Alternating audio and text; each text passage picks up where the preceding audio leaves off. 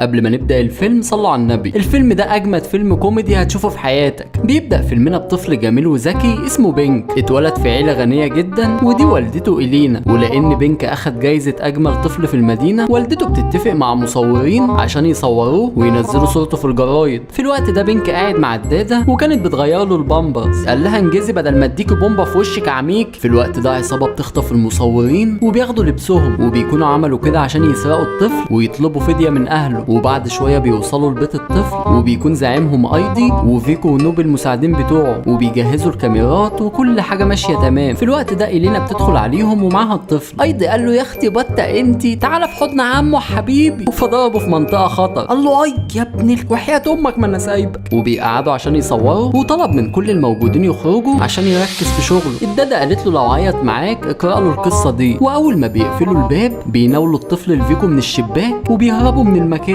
وبيوصلوا لعربيتهم وبيشيلوا الشنبات وبينقلوا الطفل لعربية تانية، وبيكونوا سايبين رسالة لوالدته ومضمونها انهم عايزين 5 مليون دولار، ولو بلغت الشرطة ابنها هيموت. في الناحية التانية العصابة بياخدوا الطفل لشقتهم في انتظار رد اهله، ونوبي بيغير للطفل البامبرز بس مش عارف وشه من قفاه. ايد قال له يا عم لبسه اي وش، هي البيبي هتنزل زعلانة. في الوقت ده فيكو بيغلي اللبن وبيجهز له الرضع. اند قال له اللبن سخن عليه مش هيستحمله، حطه على ايدك شوفه سخن ولا لا. فبيخاف يحطه على ايده وبيحطه على قرعة نوبي.